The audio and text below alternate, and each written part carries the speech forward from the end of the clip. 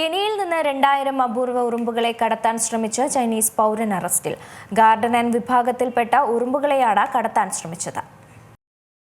കെനിയയിലെ പ്രധാന വിമാനത്താവളത്തിൽ നിന്ന് 2000-ലധികം റാണി ഗാർഡൻ ഉറുമ്പുകളെ രാജ്യത്തിന് പുറത്തേക്ക് കടത്താൻ ശ്രമിച്ചതിന് ഒരു ചൈനീസ് പൗരനെ അറസ്റ്റ് ചെയ്തു.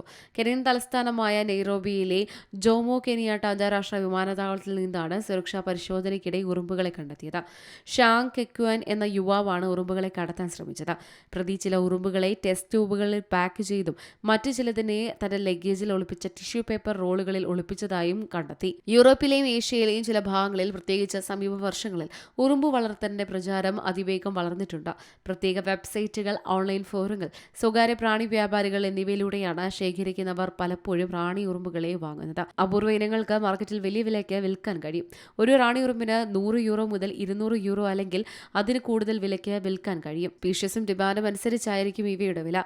ഗാർഡൻ റാണി ഉറുമ്പിന് ഓരോ കോളനികൾ ഉണ്ടാക്കാൻ കഴിയും. അതിനാലാണ് ഇവയെ കടത്തുന്നത്. വന്യജീവി കടത്ത് ശൃംഖലയുമായി ഈ കേസിന് ബന്ധമുണ്ടെന്ന് കെനിയൻ ഉദ്യോഗസ്ഥർ സംശയിക്കുന്നു. അന്താരാഷ്ട്ര വിപണിയിൽ വാങ്ങുന്നവരുമായോ പ്രാദേശിക വിതരണക്കാരുമായോ ഇയാൾക്ക് ബന്ധമുണ്ടോ എന്ന് നിർണ്ണയിക്കാൻ അന്വേഷണ ഉദ്യോഗസ്ഥർ പ്രതിയുടെ ഇലക്ട്രോണിക് ഉപകരണങ്ങൾ പരിശോധിച്ചു വരികയാണ്. അന്വേഷണം പുരോഗമിക്കുന്നതിനാൽ കൂടുതൽ അറസ്റ്റുകൾ ഉണ്ടായേക്കുമെന്ന് പറയുന്നു. കഴിഞ്ഞ മെയ്യിൽ ആയിരക്കണക്കിന് ജീവനുള്ള റാണി ഉറുമ്പുകളെ രാജ്യത്തിന് പുറത്തേക്ക് കടത്താൻ ശ്രമിച്ചതിന് 4 പുരുഷന്മാർക്ക് കെനിയൻ കോടതി 1 വർഷം തടവും $7,700 പിഴയും വിധിച്ചിരുന്നു. News desk C Malayalam news. ഏറ്റവും പുതിയ വാർത്തകളും വിശേഷങ്ങളും വിരൽത്തുമ്പിലറിയാൻ സി മലയാളം ന്യൂസ് എല്ലാ ഡിജിറ്റൽ പ്ലാറ്റ്ഫോമുകളിലും ലഭ്യം.